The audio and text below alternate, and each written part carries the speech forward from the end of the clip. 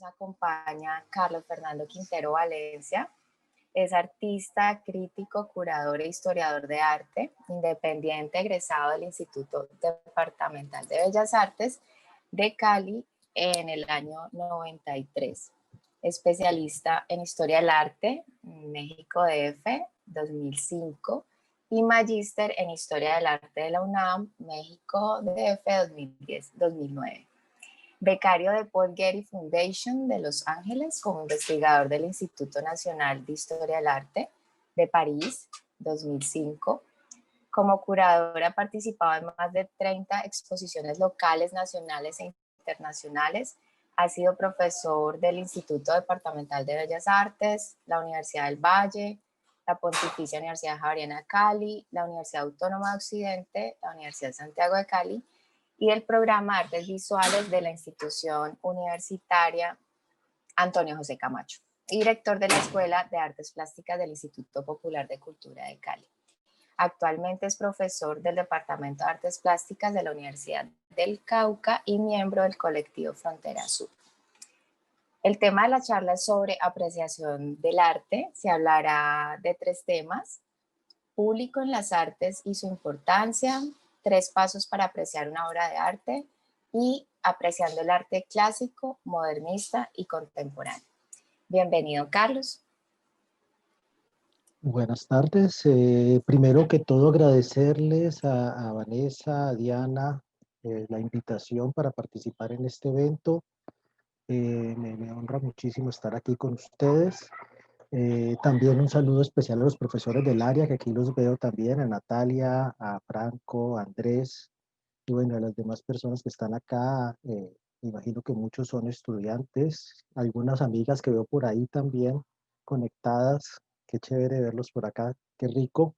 Y bueno, 2 advertencias o tres cositas para empezar. Primero, si se pasa un gato por la pantalla, no se preocupen. Es una casa de 5 gatos, entonces eh, eh, en cualquier momento puede aparecer alguno. En segundo lugar, no estoy muy familiarizado con el Zoom, ya, pero pues todas estas plataformas funcionan más o menos igual, entonces disculparán ya de antemano mi torpeza si meto algún dedo mal. Y tercero, bueno, vamos a tener esas 3 componentes en el orden más o menos que lo planteó Diana, pero se van a cruzar en algún momento. La idea es que cada vez que termine como una de las partes de la charla, podemos recoger 1 o 2 preguntas de pronto para ir agotando cosas en el tema, y al final hacemos de pronto una sesión de preguntas si les parece y si tienen alguna inquietud. Me imagino que ahí donde dice compartir pantalla, donde se comparte pantalla, entonces pasaría a compartir pantalla. Me imagino que donde dice pantalla es donde se comparte. Espero que así sea. Ahí me avisarán. Así es. ¿Así es? Uh-huh. Ah, bueno, si quiera. Exacto, ahí ya lo Vemos la vemos. presentación. Bueno, yo titulé esta charla, que es de apreciación del arte, obviamente, ¿cómo apreciar el arte hoy? Guía corta y práctica. ¿Sí? Y la idea es que sea una charla amena, que sea una guía corta y práctica realmente, que les sirva, digamos, como incentivo, como aliciente y como motor para sus experiencias académicas y demás. Y bueno, traté de condensar como muchas ideas, cosas que he venido trabajando durante años, tanto en mi práctica como docente y sobre todo en mi práctica como docente, también como investigador o curador y gestor o crítico independiente. Y bueno, muchas cosas que son difíciles de condensar, ¿ya?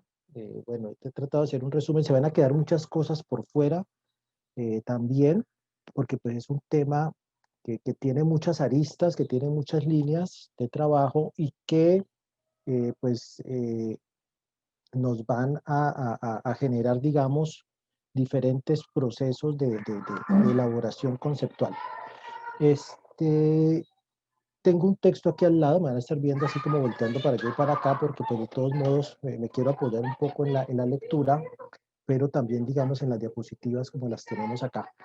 Bueno, lo primero que quiero para comenzar es que nos imaginemos una escena cotidiana, que creo que todos hemos vivido. Estamos plácidamente dormidos en una cama, preferiblemente un domingo por la mañana.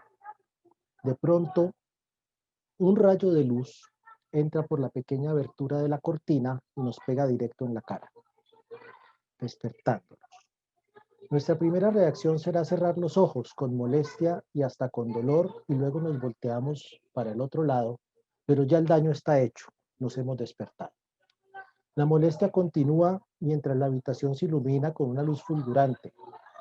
Ya con los ojos más acostumbrados a la luminosidad, volteamos hacia la ventana y vemos un precioso amanecer, de esos amaneceres maravillosos, idílicos, dominicales. Escuchamos el canto de los pájaros, vemos por la ventana alguna rama de árbol moviéndose suavemente al viento. Todo parece perfecto. Esta escena la queremos compartir con alguien que en el momento comparte nuestro lecho y que despertamos y lo invitamos a compartir el amanecer. Yo creo que ya sabemos qué es lo que va a pasar con esa persona que está al lado plácidamente durmiendo. Seguramente esa persona nos va a tratar de locos, va a cerrar sus ojos, va a cubrir su cabeza, va a refunfuñar y va a seguir durmiendo.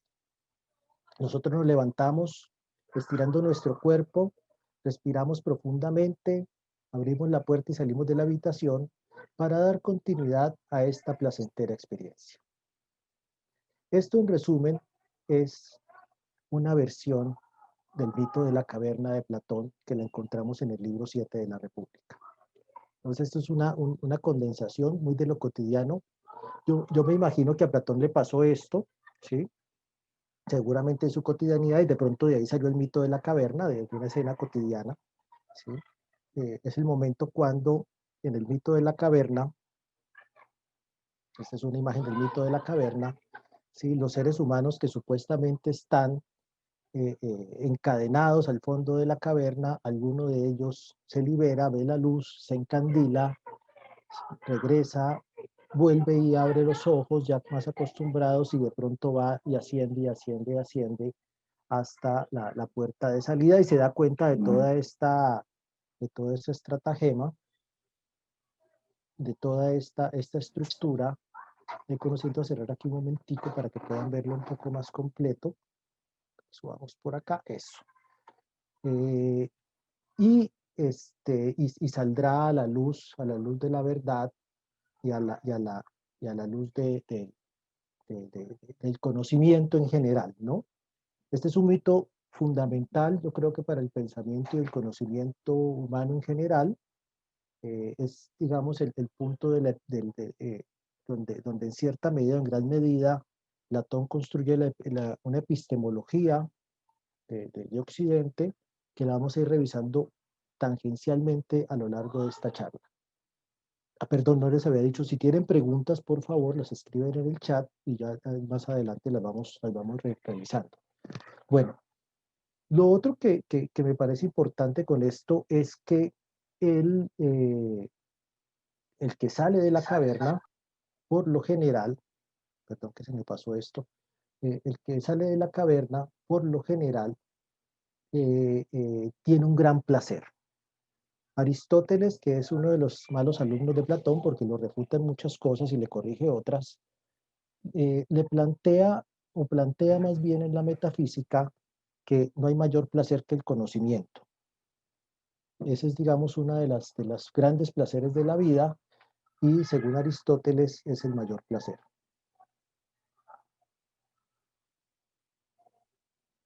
Esa luz entonces del conocimiento se quiere compartir con los demás, pero los demás por lo general rechazan la invitación de mala manera y finalmente la salida de la luz, enfrentarse a conocer a lo nuevo, a gozar de lo que se ve, es el fin de todo proceso cognitivo, incluyendo la apreciación del arte, ¿sí? Es un acto de conocer, es apreciar el arte. Apreciar el arte, perdón, implica los sentidos al mismo tiempo que la razón. Sucede o acontece entre una cosa, la obra de arte, y unos sujetos que son artistas y públicos, y sobre todo es una experiencia placentera, es una experiencia de disfrute, y sobre todo también es una experiencia que conduce a un goce, que por lo general llamamos goce estético.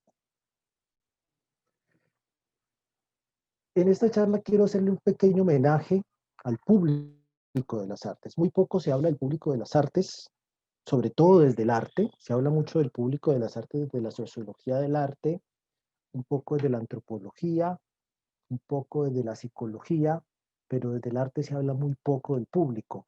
Y esta charla, en cierta medida, la armé a partir de esa coloquial frase de que no hay artista sin público, o que todo artista se debe a su público, y quiero primero hacer como un reconocimiento a ese público de las artes. Vamos a entrar en una breve historia del público de las artes, que espero les pueda servir como para entender un poco de qué se trata la función y la importancia del público. Para fines prácticos de mi argumentación, lo voy a denominar de una manera genérica público, aunque también se le puede llamar espectador, coleccionista, curador, crítico, consumidor, especulador, galerista, historiador de arte y hasta artista. El público de las artes es un público muy variado, implica desde de las personas del común hasta los especialistas e incluso hasta los mismos artistas. En definitiva, si cada denominación tiene sus propias implicaciones, todos los que nos acercamos de una manera u otra al arte, en especial en los últimos 2 siglos, somos público. Y aquí quiero poner sobre la mesa que para que exista un público, tiene que haber algo que se llama espacio de lo público, o lo público en el espacio. Un espacio que en principio o esencia es de todos los que hacemos parte de un grupo humano o de una sociedad.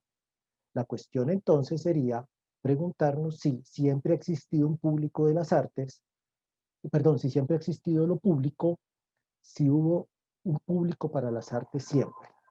La respuesta que les daría rápidamente es no.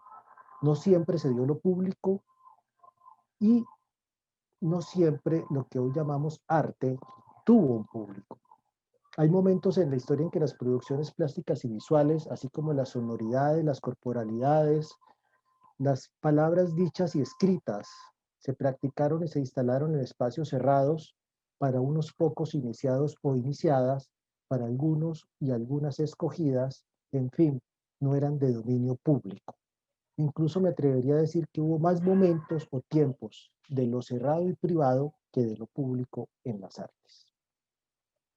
De mis reflexiones y lecturas he extraído 3 momentos de la historia, 3 largos momentos además, no son cortos momentos, sino muy largos momentos, donde sí se dio lo público y aparece asociado el público de las artes, lo cual voy a intentar presentarles más adelante en una cronología a este respecto.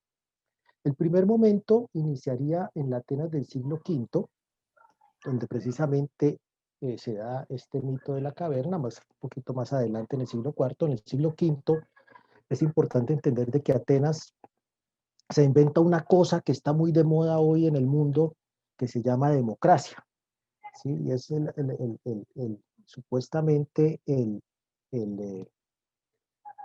manejo, digamos, el dominio del pueblo sobre el mundo en general, ¿sí? Es básicamente la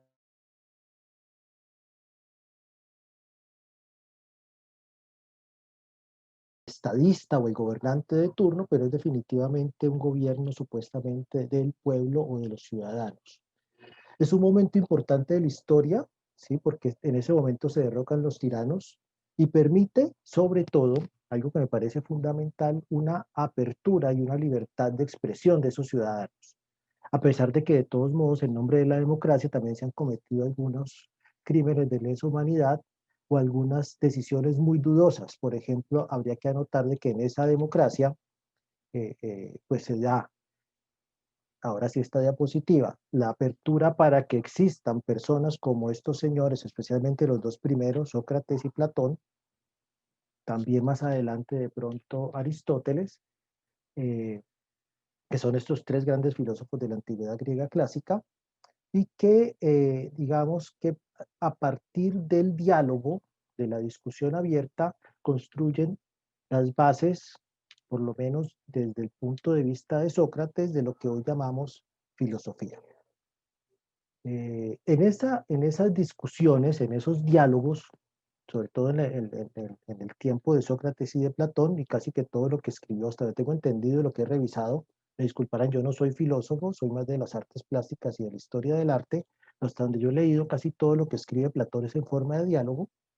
En esos diálogos platónicos, donde Sócrates aparece como personaje principal, pues uno de los temas fundamentales es lo bello o la belleza, y el problema de la representación y de la mímesis. Yo le he echado muchas veces la culpa a Platón, que él fue el que creó el problema de las artes, con estos diálogos sobre la belleza o lo bello, y estos diálogos sobre la mímesis y estos diálogos sobre el conocimiento. Sí, especialmente invitaría a leer, bueno, gran parte de lo que es la República, algunos diálogos como el Yo no de la poesía o el Hipias Mayor o de lo bello, y otras partes que dedica Platón a este tema. Y en Aristóteles, el arte poética o la poética de Aristóteles es un texto ya explícito donde va a hablar sobre estos problemas de representación, sobre la estructura de la tragedia, bueno, todas las partes que hacen parte, valga la redundancia, de lo que son las artes, como las más o menos las entendemos hoy, o por lo menos algunos problemas fundamentales de las artes como las vemos hoy. Diría que, derivado de la democracia ateniense, los romanos también adoptaron el concepto de lo público con su res pública. O sea, no es una vaca pública. Hay un grabado maravilloso de Carlos Correa, el gran artista colombiano de la generación de los Bachué, donde traduce res pública como una vaca que se la están comiendo varios políticos. Esa es la res pública de Carlos Correa, pero es básicamente lo que quiere decir es la cosa pública, lo que es de interés público. ¿De dónde viene nuestra hermosa palabra república? Este primer periodo del público y de lo público en las artes, que se va a dar en Grecia, que se va a dar en Roma, donde se discute lo bello, donde se discute la mímesis, donde se empieza a hablar de estética, de la representación y demás,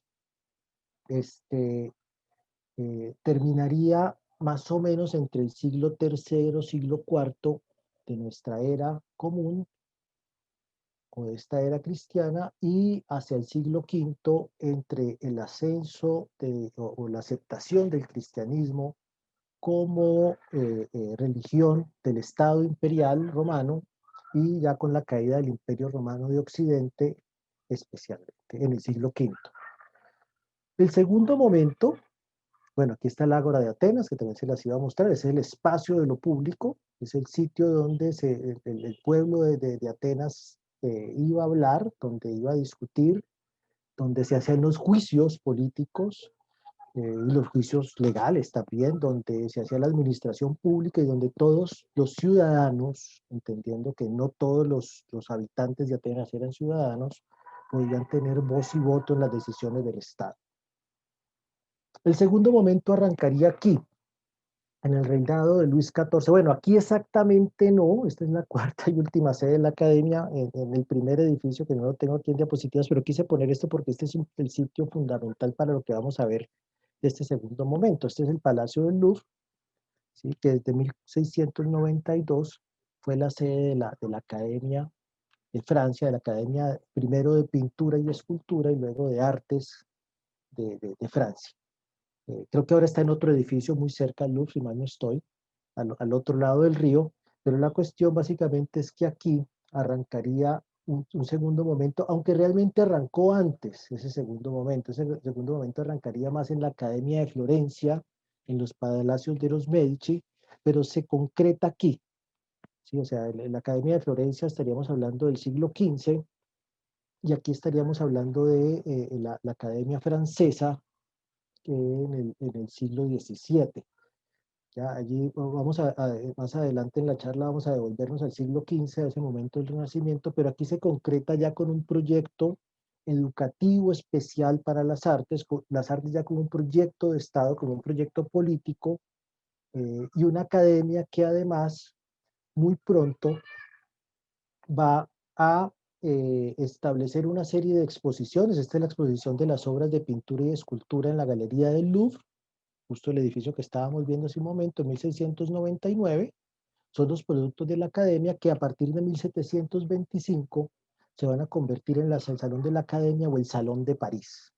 Aquí arrancamos una dimensión de lo público, primero en lo privado, en las estancias reales, porque estos eran los palacios reales, los palacios de los reyes de Francia, y luego, después de la Revolución Francesa de 1789 y el ascenso de Napoleón Bonaparte al poder, se van a convertir en los museos nacionales de Francia, estos edificios que hoy conocemos como el Museo del Louvre.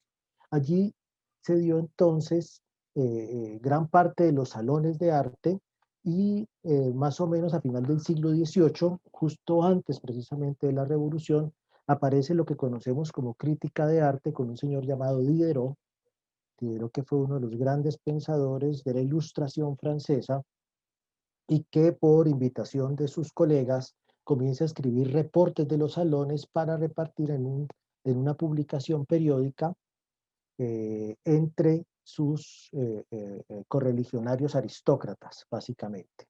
Después esto ya va a pasar al dominio público, como les digo, en 1789, con la Revolución Francesa, con el ascenso de Napoleón al poder ya hacia 1800 más o menos, y se convierte entonces en el Museo Nacional de Francia, ya una Francia que ha derrocado la monarquía nuevamente, o sea, digo nuevamente porque va a ser el mismo fenómeno de Grecia, de la Atenas griega, el derrocar los tiranos en Grecia, el derrocar la monarquía en Francia, y allí aparece nuevamente el dominio de lo público que va a ir creciendo paulatinamente eh, eh, como un sistema de artes, y lo estemos hablando en términos de las artes, como un sistema de artes, de salones, de academias, que va a crecer con la burguesía francesa hacia una estructura de mercado de arte, sobre todo cuando aparecen las galerías de arte y demás.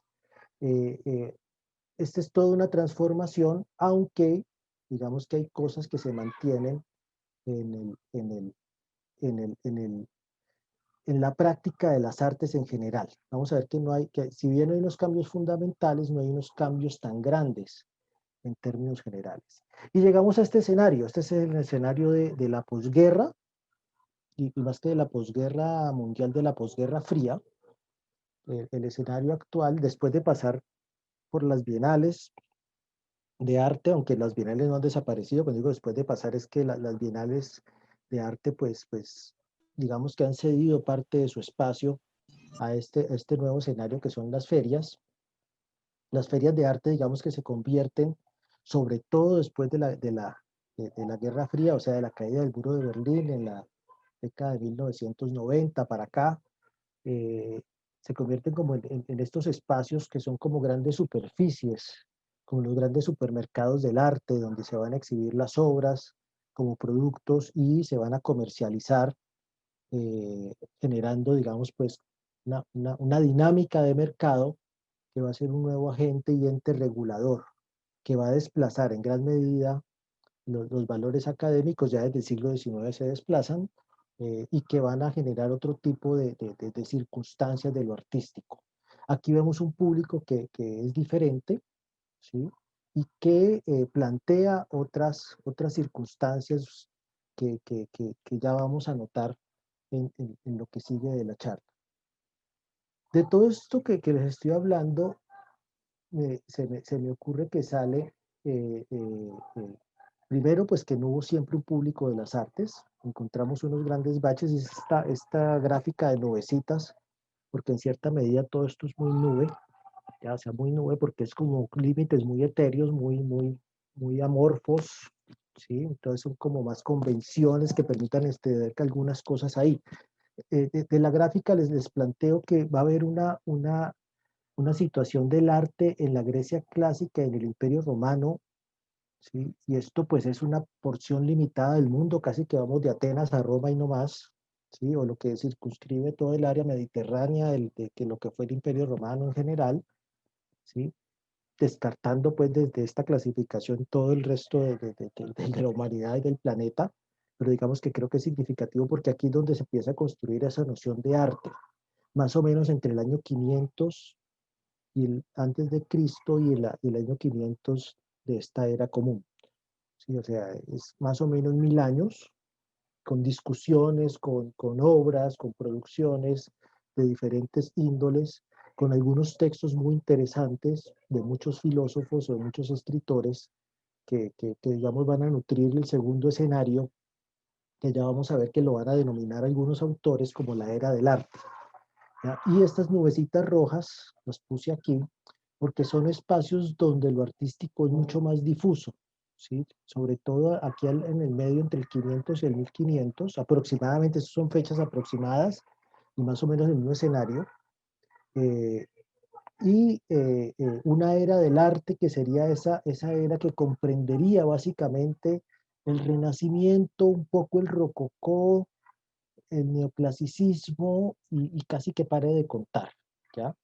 Lo que estaría, digamos, dentro del medio del arte en general. Y una, digamos, era posterior, ¿sí?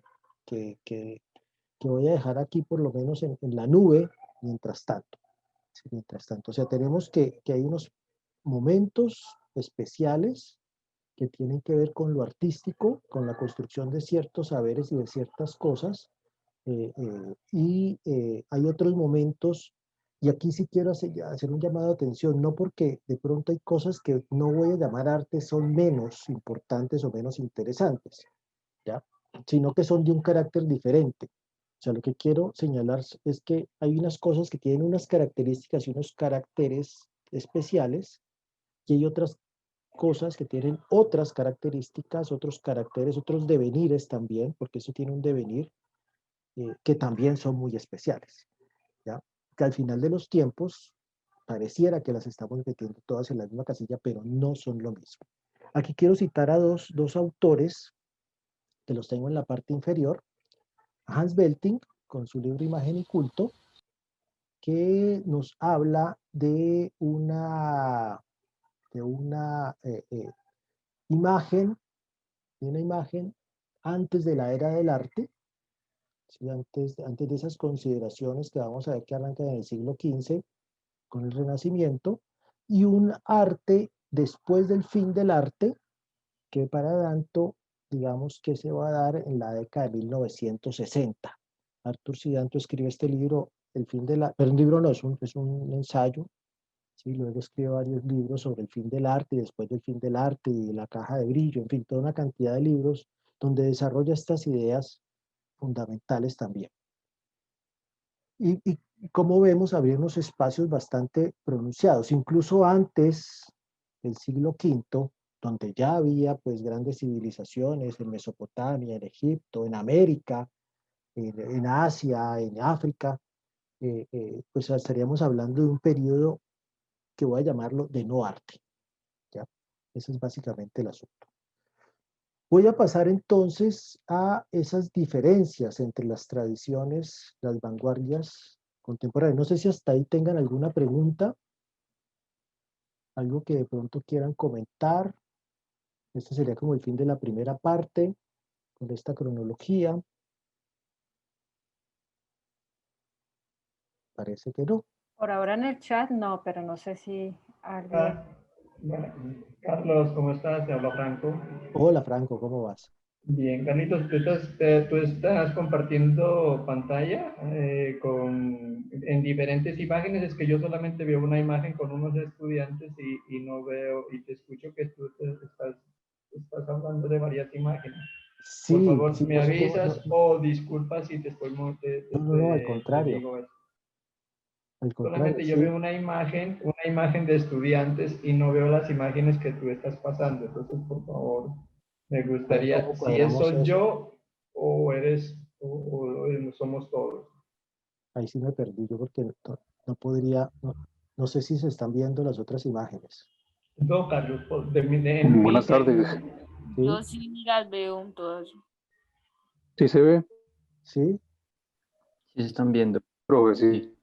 entonces yo, mi computador está Yo también la paralizado. veo.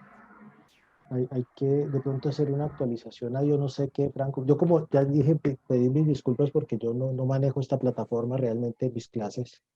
Uy, qué pena, Manejo Carlitos, lo otra. haya cortado. Qué No, pena, no, disculpa. tranquilo, al Voy a contrario, revisar el computador. estamos en ese momento precisamente del primer corte. Arranquemos el segundo corte entonces, si no tenemos más inquietudes.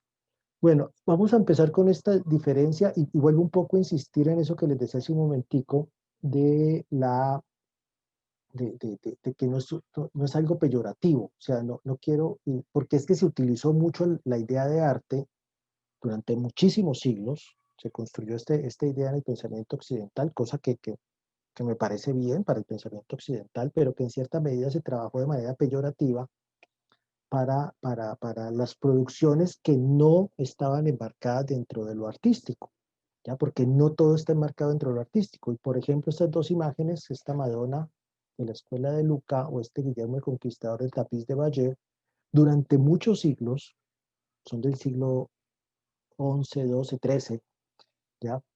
Durante muchos siglos no entraron dentro de la categoría arte. Incluso autores como el Greco no hacían parte de esa categoría, sino hasta hace más o menos un siglo y medio, cuando empezaron, digamos, a generar alguna discusión sobre este autor.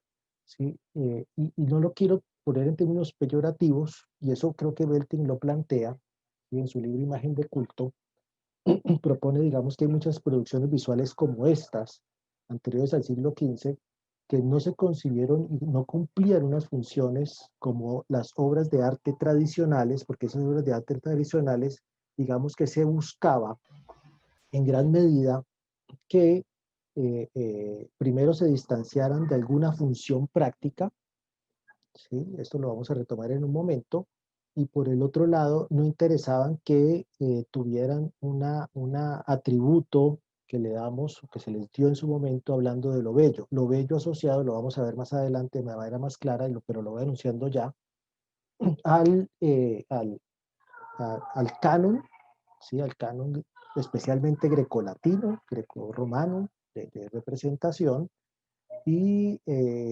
especialmente también a ciertas condiciones discursivas, ¿sí? A ciertos elementos en relación con la palabra, que también estarían en relación con las imágenes. Digamos que esas dos cosas hacían que muchas producciones del arte, de lo que llamamos arte, no estuvieran metidas dentro del arte, ¿ya?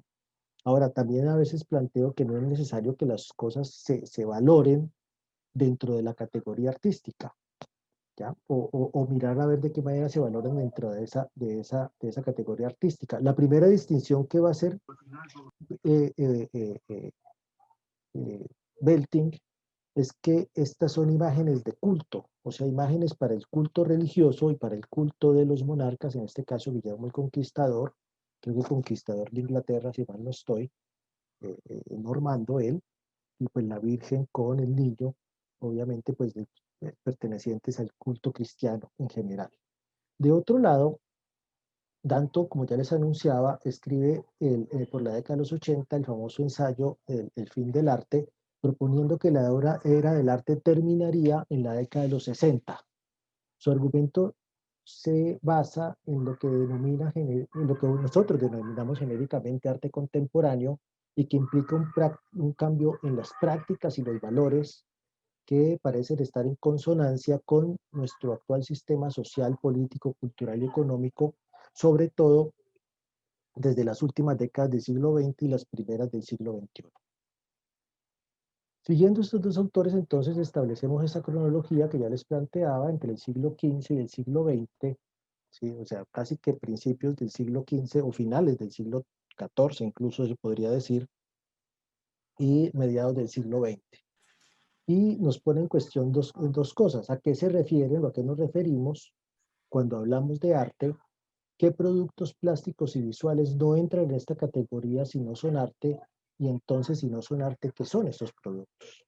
Me atrevería a afirmar que muchas de las obras realizadas en ese periodo tampoco son arte, o sea, entre el siglo XV y el siglo XX-XXI, o mediados del XX más bien, ya que no cumplían con estas características que ya veremos en un minuto.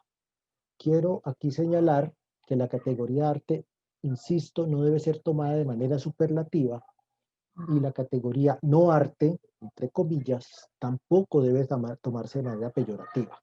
Las obras de arte y de no arte son igualmente importantes para las personas, las sociedades y las culturas. Solo quiero establecer algunas condiciones o características para tener en cuenta en nuestros procesos de apreciación. Uno de los primeros elementos que surge en esta discriminación de cosas tiene que ver con la función. Como ya les decía, Belting señala que estas obras están relacionadas con el culto, bien sea religioso o a personas, especialmente a mandatarios, dignatarios, familias importantes, más adelante burgueses y demás. Tiene una función específica en ese culto, que es precisamente la función del culto. Se refiere también, o tiene una significación también muy precisa, ¿sí? O sea, significan exactamente lo que son. No hay una alteración de su significado, no hay una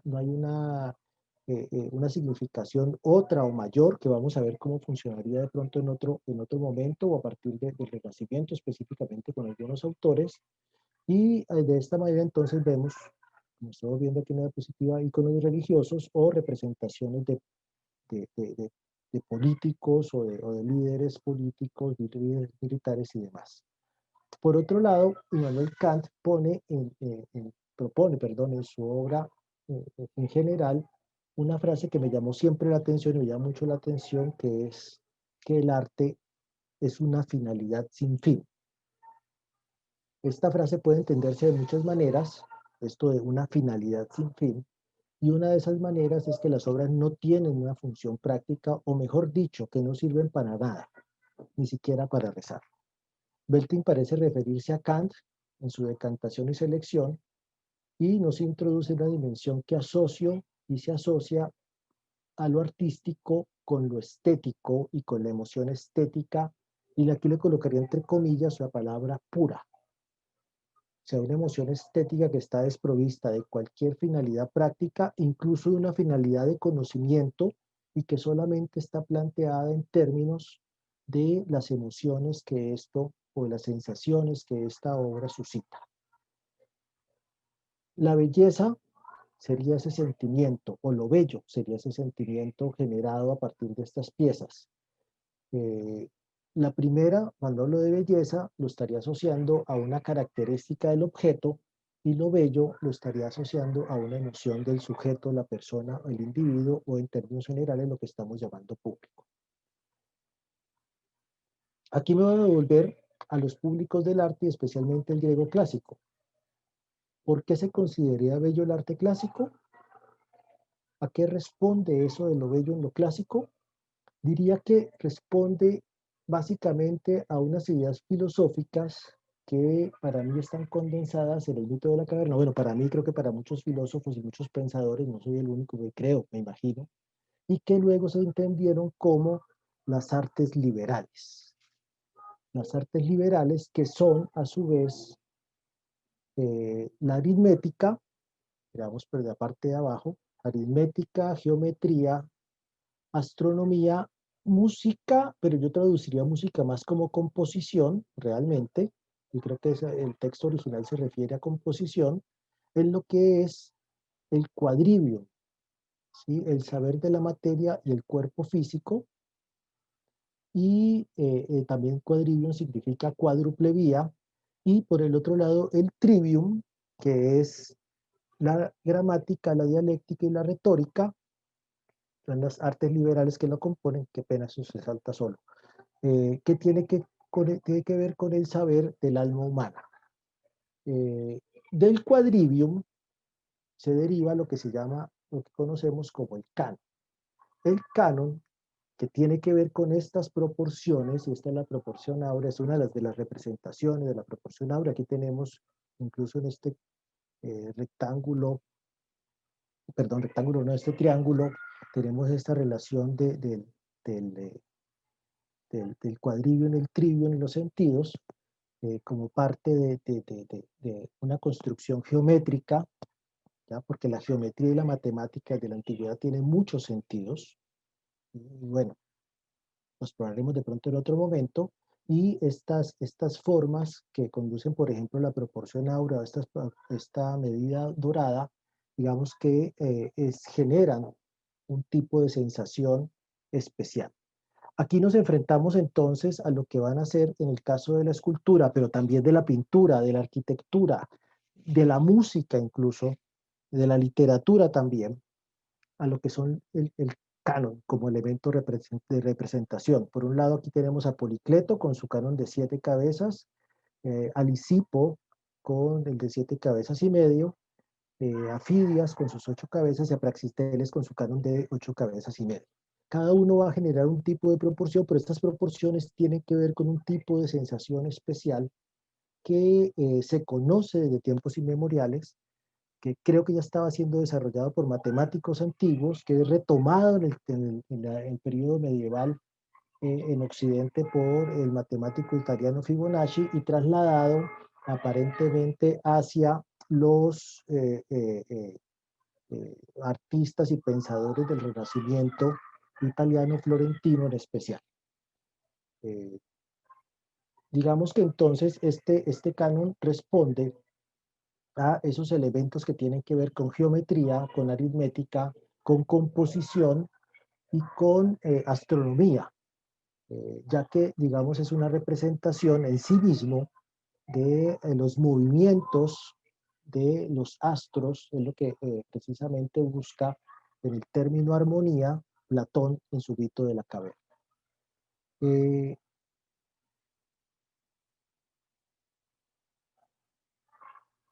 Lo que sucede con estas imágenes constituidas desde el canon es que, como ya les dije, genera una emoción especial.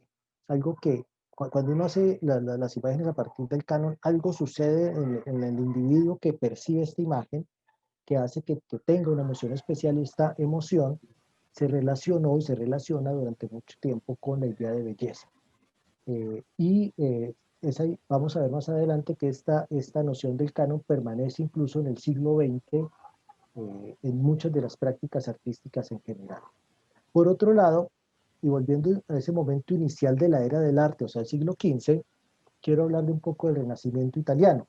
Aquí encontramos a algunos artistas, o algunos denominados artistas, especialmente aquellos nombrados por Vasari en su famoso libro de vidas de pintores y escultores del Renacimiento, artistas como, para nosotros indiscutibles, como Miguel Ángel Buonarroti, Leonardo da Vinci, Sandro Botticelli o Rafael Sanzio. Artistas casi que podríamos decir en toda la extensión del término. ¿Qué tienen en especial estos autores que denominamos artistas, a diferencia de otros autores de su entorno y de su tiempo, que no los metemos dentro de esa categoría?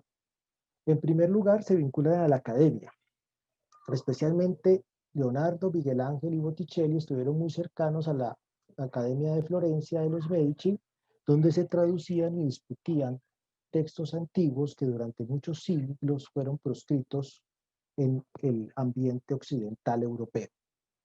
Por otro lado, estos autores, unos más que otros, precisamente por esta formación académica, se distanciaron de los preceptos y conceptos, especialmente de la Iglesia Católica, y aparentemente introdujeron en sus obras elementos significativos que alteraban los discursos de estas, de tal manera que una última cena no es una última cena solamente, y una piedad no es simplemente una piedad. ¿Sí? Aquí pongo estos dos ejemplos porque digamos que son los que más de pronto se reconocen actualmente. Obviamente, con la última cena, pues estaríamos hablando de todos los mitos y todas las leyendas y todas las teorías de complot en torno por ejemplo, Dan Brown y todas sus novelas, ¿ya? Y encontrar, digamos, dentro de las obras de Leonardo códigos secretos que aparentemente están, ¿sí? Aparentemente están ocultos ahí, ¿ya? En toda su producción pictórica en general. Esto, digamos, asociado pues a que sí eran personas con un alto nivel de conocimiento y un desarrollo intelectual especial. ¿Sí? Lo mismo con Miguel Ángel. Este es un ejemplo que lo pueden encontrar referenciado. Les recomiendo un documental que lo busco siempre por YouTube, que se llama El Código Miguel Ángel, y que básicamente muestra cómo posiblemente esta terracota encontrada en Italia hace unas décadas podría estarnos hablando de una interpretación diferente de la piedad del Vaticano, donde muy posiblemente la mujer representada en esta piedad vaticana no sea María la Virgen, sino María Magdalena como esposa y mujer de Miguel Ángel. Incluso en el mismo documental, esto más o menos lo extraje, por lo menos la imagen del lado derecho la extraje de aquí, de esta forma de corazón, que es la parte trasera de la imagen de la Virgen con su manto. Ya más o menos han sacado esta imagen de corazón al juxtaponer esa imagen, entendiendo que estos artistas ya hacían disecciones, ya tenían conocimientos anatómicos, y esta imagen me la encontré en internet, la del lado izquierdo, y también si se ve desde arriba, pues tiene una forma más o menos cercana al corazón humano, especialmente. Igual la imagen del Dios, de la creación del hombre, de la Capilla Sixtina, tiene la forma del hemisferio derecho del cerebro humano. En fin, estos artistas en cierta medida introducen dentro de sus obras otros elementos más allá del elemento que supuestamente están representando. No sé si tienen alguna pregunta por ahí. Bueno. En conclusión, y antes de pasar a Panofsky, quedémonos aquí un momentico con Miguel Ángel, antes de pasar a Panofsky, en conclusión, aparentemente para que hablemos de arte entre los parámetros de la era del arte, tendríamos que fijarnos en dos cosas. Un canon de representación aplicado a las obras, que lo vamos a ver en artistas del Renacimiento, como les decía también en artistas del Rococó, en artistas del neoclasicismo en general, que no va a ser tan evidente en muchos artistas o muchas producciones del Barroco, que el Barroco por eso en cierta medida estuvo un poco de lado, y que rompía con otros valores, que no he hablado aquí de esa concepción de lo bello también, ¿sí? Y que en cierta medida también están planteadas en unas imágenes que tienen que ver con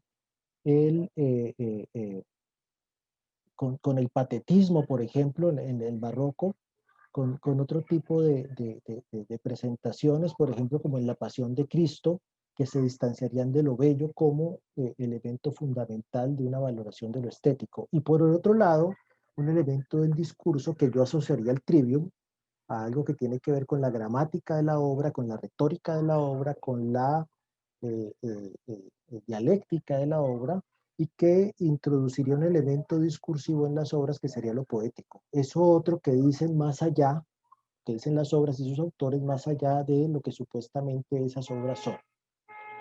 Voy a ir un poquito más rápido, paso a la tercera parte porque ya se nos fue el tiempo. Voy a pasar a Panofsky y su método de análisis de las obras. El método de análisis de Panofsky, digamos, este autor, historiador del arte del siglo XX, me llama la atención primero porque pues fue muy prolífico en su trabajo, es muy reconocido en el medio de la historia del arte, aunque desde mi punto de vista no es tan reconocido, y su método me parece muy interesante, muy fácil de digerir, y que pues nos pone en una posición, digamos, de enfrentarnos a las obras de una manera muy directa y muy fácil. Aquí es como los tips de las obras. Lo primero que vamos a encontrar con Panofsky es el describir la obra, ¿sí? Y describir propone que el público se base primero en lo que Panofsky plantea como el conocimiento fáctico, o sea, ese conocimiento cotidiano de la cultura, del día a día, del reconocer las cosas tal cual son. Aparentemente es muy fácil, pero al mismo tiempo es muy difícil, porque muchas veces tenemos la intención de describir, pero pasamos directamente a la interpretación. ¿Sí? Y voy a poner un ejemplo aquí rapidísimo, ¿sí? Si voy a empezar a describir estas dos imágenes, pues muchas veces entramos es por un elemento que vendría muy posterior al método de Panofsky, que sería la identificación, que ya la vamos a ver en un momento, o la interpretación, ¿sí?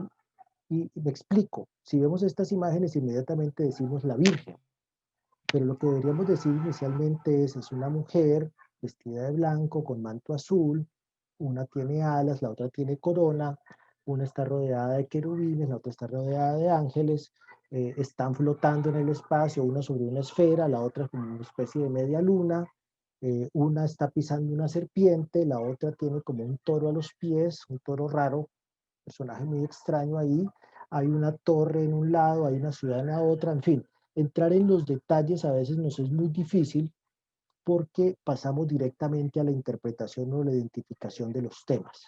Y los detalles son importantes. ¿Por qué son importantes? Porque las alas tienen una significación, la corona tiene otra significación, los querubines, estoy hablando de la imagen del lado derecho, tiene una significación, del lado izquierdo los ángeles significan otra cosa, sea, cada elemento es significativo por sí mismo y de manera diferente. Incluso los contextos también se van a expresar ahí de manera diferente de muchos autores, siendo estos dos autores del arte, digamos, del virreinato del Perú, ya que estarían muy cerca incluso en tiempo y en espacio, en geografía, pero que digamos que por sus características entonces cambian algunos elementos interpretativos. Perdón. El segundo paso, primero entonces la descripción, una descripción detallada, invitaría a hacer. El segundo paso es la identificación, ¿sí? En esa identificación tenemos que apoyarnos indiscutiblemente en fuentes bibliográficas, en un conocimiento un poco más sofisticado, en este caso, por ejemplo, la historia bíblica o la Biblia en términos generales, la historia de la religión, elementos filosóficos, ideologías, iconografías, bueno, y otras áreas del conocimiento, también un conocimiento de la historia del arte para hablar de estilos, de tendencias, de formas de representación y demás. Esta es una exigencia para el espectador o para el público, y regreso aquí a mi historia inicial, que tiene que ver con ese despertar de la mañana, ese sol que encandila, pero cuando uno puede empezar a identificar todo eso, ahí viene el placer de saber, ¿ya? O sea, es chévere saber que uno puede identificar, puede adentrarse en este tipo de representaciones y demás. Bueno, y el tercer momento es la interpretación. O sea, primero se describe, luego se identifica qué hay ahí, ¿ya? Y tercero se interpreta, ¿ya? Interpretar es ya darle la voz al espectador o al público. El público ya va a preguntarse, y esto es una invitación que hago, bueno, ¿qué habrá querido decir el autor con esta obra? Si es que ha querido decir algo. Ya, por lo general, y como les he planteado muchas veces, no hay mensajes ocultos, no hay otro tipo de visiones o de miradas en lo que yo llamaría no arte, ¿sí? O de pronto sí, porque por lo general los autores no tienen plena conciencia de lo que hacen, ¿ya? Entonces, podríamos empezar a hacer análisis que el autor, por ejemplo, en este caso, no tuvo en cuenta porque estas obras hechas en el siglo XVII, pues están hechas antes de conceptos que aplicamos hoy al arte o a la lectura del arte o a la apreciación del arte, como la psicología del personaje, como la expresión, como la clase social, en fin, una cantidad de cosas que surgen a partir del 19 y en el 20 y demás. Entonces, en ese sentido, digamos que el espectador ayuda a completar la obra, le da una nueva visión, le da una nueva mirada y permite que estas obras crezcan a nivel de la gramática, la retórica y la dialéctica, o sea, en el trivium, y se conviertan, digamos, en obras que permanecen en la idea de lo público. El caso vuelve un poco, el más concreto sería el de Leonardo da Vinci, ¿no? Leonardo da Vinci es un autor que se mantiene vigente precisamente porque cada cierto tiempo sale una nueva versión de una nueva obra, o sale una nueva interpretación, o sale una nueva historia, o sale una nueva novela, o sale algo diferente, una película que nos habla de estos autores. Entonces, digamos que esa es parte importante y le plantearía también, como lo plantean muchos autores, una dimensión creativa del público y del espectador desde la apreciación sobre las obras. Las obras no son los objetos físicos en sí, sino que son los objetos físicos más toda la cantidad de interpretaciones que los autores hacen de esto, ¿sí? Antes de continuar, me gustaría presentar la injerencia del canon del arte de las vanguardias, las artes que se hicieron más o menos entre los años de 1860 y 1960, que sería el momento final del arte, ¿ya? De esa era del arte según Arthur Danto. ¿Sí? En esa presentación me voy a devolver acá, ¿ya? Aquí vemos unos esquemas de composición, como les decía, para la arquitectura, para la escultura, ¿sí? Y lo que básicamente se plantea es que hay una estructura geométrica en la representación y al mismo tiempo hay unas historias que contar, que hay una trama, y hay una historia que está ahí, ¿ya? ¿Y qué es lo que nos presentarían las vanguardias en síntesis, haciendo una visión muy rápida? ¿sí? Aquí vemos el Mirón, también el discóbolo de Mirón. Esto es lo que nos presentaría el arte de las vanguardias, ¿sí? ¿Qué nos presenta? Yo le puse aquí en el texto lo apolíneo sin Apolo, ¿ya? O sea, la característica estructural de la geometría o de la matemática, del sentimiento de lo bello, sin la historia. Y enfrentarse a esto desde el método de Panofsky es verdaderamente muchísimo más complejo. Porque entrar a describir que un cuadrado rojo sobre uno negro, al lado de uno blanco, un rectángulo, uno amarillo y uno azul y uno verde, o en el peor de los casos, o en el mejor de los casos, el Kandinsky que está al lado, pues nos pone en una dificultad mayor. Esto desplaza esos niveles discursivos a otro tipo de análisis que implicarían análisis de orden más filosófico, de orden más literario, de orden de otras disciplinas, ¿sí? Y que se estarían distanciando del método, aunque no lo descartaría, del método de Panofsky de describir, interpretar, identificar e interpretar.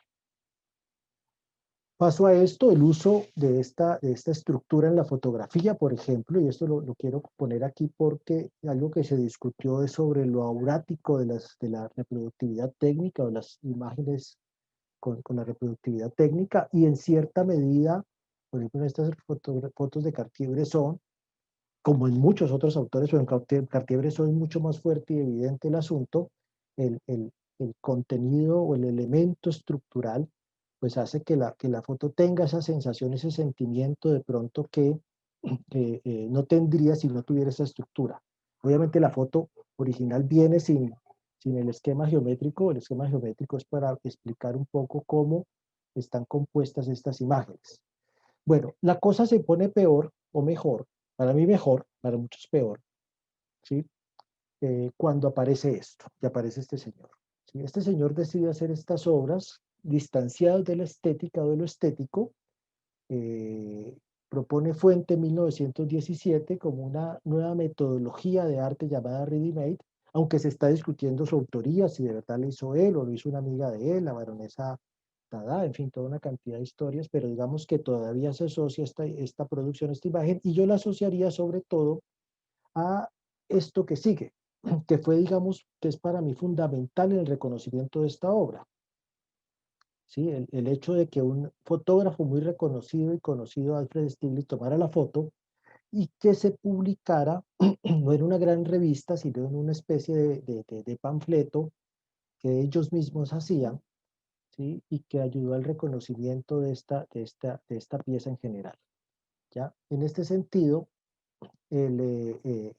Duchamp marca una nueva importancia del público, y un público que es el medio de comunicación en un momento donde la crítica de arte adquiere cada vez más y más y más poder, ¿no? Como otro público importante de las artes. Obviamente las discusiones siguen siendo muchísimas alrededor de esta pieza, y eso es lo que hace que esta obra sea reconocida. Yo la llamo incluso la Mona Lisa del siglo XX, ¿sí? al orinal de Duchamp o a la fuente de Duchamp, ¿sí? Porque digamos que es una de las imágenes emblemáticas del siglo XX, incluso para mí tiene como cierta imagen de Mona Lisa si uno la ve desde este ángulo. ¿Ya? Y la llamo así pues porque digamos adquiere ese poder fuerte en algo que un escritor, un autor catalán, Vicent Furió, llama la fortuna crítica de los artistas y de las obras, que tiene que ver con la cantidad de discurso que genera la obra, con la cantidad, ya no solamente de discurso, sino de likes, podríamos decir en nuestro tiempo, y de otras cosas que suceden ahí. ¿Ya? Y ya casi para terminar, que fue el último fenómeno interesante, ¿sí? Que es el comediante, este banano pegado por el artista Mauricio Catelán. Se supone que lo pegó él, yo no vi que lo pegara, no he visto la foto de Catelán pegándolo, ¿sí? Exhibido en una feria de arte y vendido por la módica suma de $120,000, creo, si mal no estoy, según pues está ahí la etiqueta de venta. Obviamente aquí, pues hablamos de una serie de especulaciones y de juegos del arte y del mercado, de unos elementos que nos generan muchísimas dudas, que nos generan incluso risa, incluso estupor y muchas otras cosas, que nos sacarían, y por eso digamos que se plantea ese fin del arte, nos sacarían de los valores tradicionales del arte que permanecieron de una manera o de otra, desde la estética, desde ese sentimiento de lo bello, hasta el final, hasta mediados del siglo XX precisamente, con con el con esa estructura que hace referencia a lo bello. Ya para terminar, ahora sí, una historia más, un cuentico. El cuento dice así: un día estaba un monje sentado con su aprendiz y el joven le pregunta a su maestro: Maestro, ¿es posible tocar una lira sin cuerdas? El maestro cierra sus ojos un largo tiempo y al abrirlos le pregunta: ¿escuchaste? El joven sorprendido responde que no había escuchado nada, a lo que el maestro replica: ¿por qué no me pediste que tocara más fuerte? Aparentemente de esto se trata la obra, para mí la composición más importante musical del siglo XX, que es 433 de John Cage. ¿Sí? Y la traigo porque Cage toma sus fuentes precisamente del arte oriental, de la cultura oriental, como muchísimos artistas de las vanguardias y de las posvanguardias, y eso digamos que genera un movimiento en el arte que es fundamental, ¿sí? Tiene que ver mucho con el arte de nuestro tiempo, porque la palabra la tiene el público que aprecia la obra. Aquí lo que diría es que cuando uno escucha 433, ustedes la pueden ver en versión YouTube si quieren, está interpretada por este pianista, no sé quién es el pianista exactamente, pero hay interpretaciones contemporáneas de orquesta sinfónica, digo, más o menos de este tiempo, orquestas sinfónicas interpretando 4 minutos 33, debo aclarar, de silencio. Yo la puedo escuchar pensando que no hay nada, o la puedo escuchar como la mejor pieza musical de la historia, ¿ya? Es una decisión del público. Yo cuando la oigo con cierta frecuencia, la trato de escuchar como la mejor versión, la mejor posición musical, la mejor composición musical del mundo, ¿ya? Esto también hace que suceda algo en el arte, y es que se rompió definitivamente, aparentemente, en gran parte del arte occidental, la barrera entre la representación y la presencia, entre la esfera del arte y de lo real. Y resulta que entonces la realidad se vuelve arte y el arte se vuelve real. Todo, todo, todo puede ser pieza de museo, todo puede ser arte, y como dijo Joseph Beuys, el artista alemán, todos pueden ser artistas. El arte está allí, en el día a día, en nuestro entorno inmediato, solamente desde nuestro ser, desde nuestro quehacer, desde nuestro conocimiento, tenemos que apreciarlo. Muchas gracias. Muchas gracias, maestro Carlos Fernando Quintero.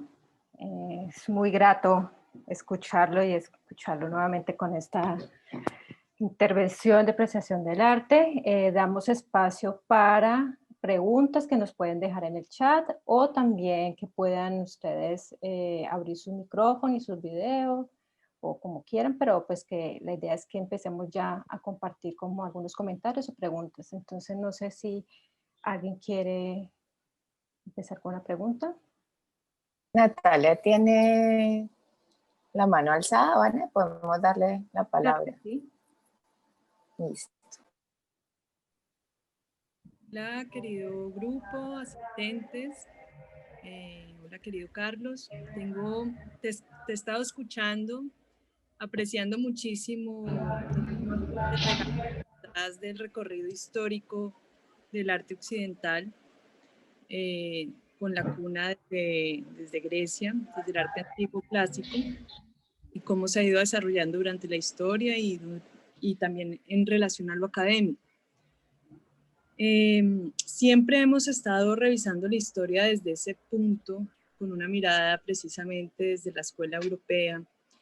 Y ahora escuchándote, me gustaría que que ampliaras un poquito tu percepción, tu apreciación, tu visión, tu mirada personal, íntima, en relación a lo que es el arte de América, el arte nuestro, de nuestro territorio, de lo que realmente representa estas nuevas prácticas artísticas que se están fusionando con el arte de la tierra, con el arte de sanarnos en comunidad a través de experiencias místicas, artísticas, y que se desdibuja un poco también de toda esta tradición tan clásica y tan hermética que nos han impuesto la educación, y que en lo personal creo que es importante también revisar un poquito desde nuestro territorio cómo es y desde tu mirada y tu sentir cómo es, cómo lo percibes también, desde la apreciación misma.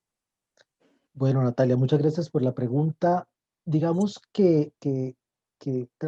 no sé si fui claro en el asunto, pero pienso que el arte es, o sea, la noción de arte es una noción europea, ¿ya? Y la práctica del arte como la conocemos nosotros, y gran parte de nuestra práctica educativa viene de Europa, ¿sí? O sea, el mismo hecho de que estemos en una universidad es una institución que viene de Europa, ¿sí? Y en estos días, hablando con uno de mis estudiantes de la Universidad del Cauca, que es NASA, que es de la comunidad NASA, me decía es que nosotros no tenemos en nuestro lenguaje la palabra arte, ¿ya? O sea, no tienen la palabra arte, ¿ya? Y me parece perfecto que no la tengan, ¿ya? Por eso decía que no se puede mirar lo que llamo entre comillas no arte de manera peyorativa, es una manera diferente de concebir la historia, de concebir el mundo, de concebir la realidad y demás, ¿ya? Si vamos a hablar de apreciación del arte, pues en cierta medida nos metemos en esa esfera europea, que en cierta medida con esa expansión europea del siglo XVII, o a partir del siglo XVII o siglo XVI, pues permea muchísimos territorios del planeta, no solamente América, sino también Asia, África, Oceanía, y en cierta medida hablamos de una esfera global del arte.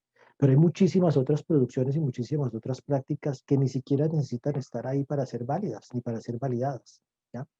Eso es lo que yo pienso básicamente. Ahora, esta mañana veía una presentación de un libro, pues no es una presentación oficial de un libro, sino es un comentario que hace un autor español que pronto tendremos en el seminario de arte de la Universidad del Cauca, Fernando Castro, hablando sobre una pieza, un libro de un escritor paraguayo que se llama Ticio Escobar, que habla sobre el aura, ¿sí? Ticio Escobar habla de Paraguay, desde las comunidades indígenas paraguayas, y me hizo acordar también de un autor americano, aunque se educó en Europa, pero muy americano él, por lo menos así se consideraba, que es Joaquín Torres García.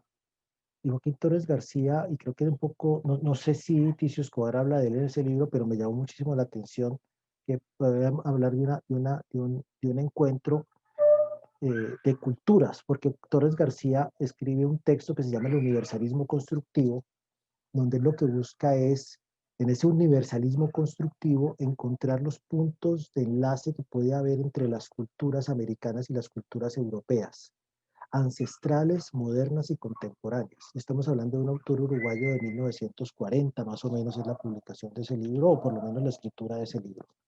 Entonces, en ese sentido, digamos que tendríamos que hacer una distinción entre productos o procesos artísticos y procesos no artísticos, insisto, sin que una cosa sea tratada de manera superlativa y otra peyorativa.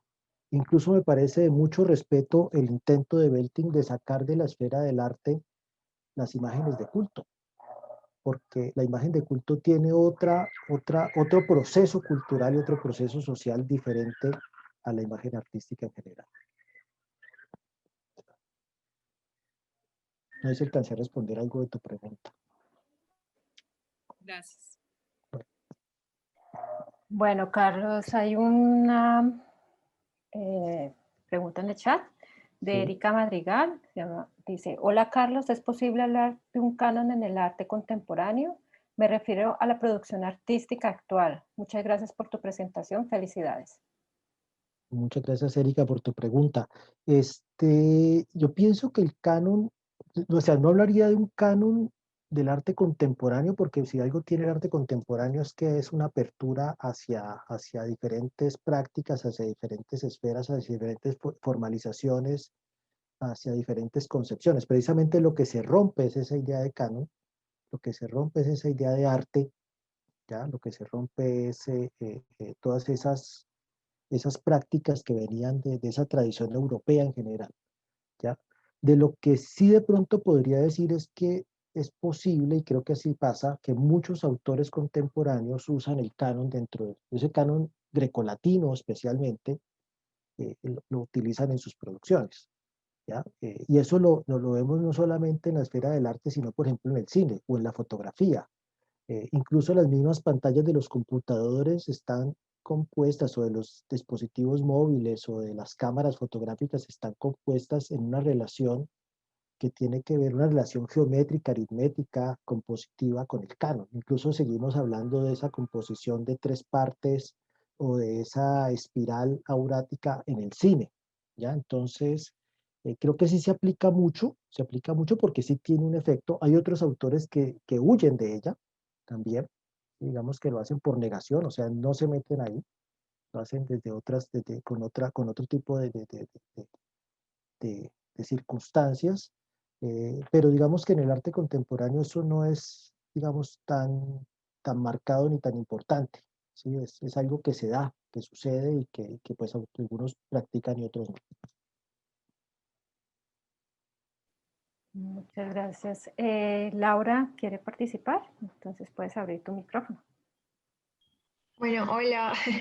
Hola. Yo quería hacer una pregunta muy simple y era como que si el arte habría que entonces apreciarlo o comprenderlo slash interpretarlo. Es decir, si digamos para consumir, pero me parece que no es la palabra adecuada, solo que no encuentro otra en este momento. Arte se precisa del concurso como de las facultades intelectuales, de alguna manera. Y pensando también, digamos, eh, digamos, de alguna forma los procesos y las iniciativas de democratización del arte que tú comentabas al principio de la exposición. Mm, y digamos, si en relación con la pregunta que acaba de decir, me gustaría saber si usted considera que digamos, la apreciación del arte necesita de como de un conocimiento, un bagaje previo, de alguna forma. Bien, bueno, diría rápidamente todas las anteriores, o sea, con el arte se puede hacer lo que uno quiera, ¿ya? Desde consumirlo hasta apreciarlo. Apreciarlo, la palabra me gusta mucho porque es poner precio, ¿no? Apreciar tiene que ver con el precio. Lo puedo contemplar, lo puedo acariciar, lo puedo engullir. Digamos que con el arte se puede hacer de todo hoy, ¿sí? Y no hay un límite, ¿sí? Incluso lo que ha pasado en las últimas décadas es que se rompen completamente los límites del arte, y arte, como decía al final, todo puede ser arte, todos pueden ser artistas, y eso depende de qué, de lo que el público decida. Si un banano puede ser una obra de arte, sí, ¿ya? Y eso tiene que ver es con unas decisiones que hacen las personas, un grupo de personas del público. Hoy es difícil hablar de una capital del arte, porque capitales del arte casi que son todas las capitales del arte. Y el arte, digamos, tiene que ver con comunidades, ¿sí? Que a veces ni lo llaman arte, ¿no? Sino que tienen una práctica con lo visual, en nuestro caso de las artes visuales o de las artes plásticas, o tienen algunos encuentros que tienen que ver con el culto, con sus cultos religiosos, con sus cultos sociales, en fin. Entonces, en cierta medida, hay que desmitificar un poco eso de arte, ¿ya? También pienso eso. Y que si tiene que ver con un conocimiento, siempre, siempre. Sí, el arte siempre ha tenido que ver con un conocimiento. El problema es que el acceso al conocimiento ha cambiado, ¿ya? O sea, antes el conocimiento era, digamos, exclusivo de ciertas personas o de ciertos grupos, de ciertas élites, ¿sí? Después, digamos, se volvió como un problema de solamente algunos intelectuales, algunos sabios, ¿sí? Y hoy el conocimiento es casi que de todos, porque digamos que no hay, no hay un discurso validador, no hay nada que valide, definitivamente. Hay una frase que a mí me encanta, de pronto ya para terminar, una frase, porque pues tengo que irme, tengo un compromiso ahora, qué pena con ustedes, no sé si alcancemos media pregunta, no creo, pero bueno, una frase que es de Benedetto Croce, un filósofo esteta italiano de final del siglo XIX, principios del siglo XX, que es arte, más o menos así dice, voy a tratar de decirla bien. Arte es todo aquello que todos saben que es. Arte es todo aquello que todos saben que es. O sea, el arte es un conocimiento que todos tienen. Obviamente todos tenemos diferentes conocimientos, no hay un solo conocimiento. ¿Sí? Hay diferentes lógicas, hay diferentes procesos, hay diferentes maneras de conocer, hay diferentes epistemologías, lo llamaríamos de pronto, o ontologías, ¿ya? Y todas tienen su validez o su función o su relación con sus específicos grupos poblacionales o sus sistemas de creencias y demás, ¿no? Bueno, pues por ahí hay otra pregunta, pero sé que tienes ya que Sí, me tengo que salir. ir, lamentablemente. La pregunta se la paso a maestro y entonces te la contestamos después. Bueno, Dale, bueno, bueno, muchísimas gracias a muchas todos, muy gracias. amables, que estén muy bien y bueno, Muchísimas esperemos que se gracias. repita en otro momento. Muchas gracias. Muchísimas gracias, Carlos. Bueno.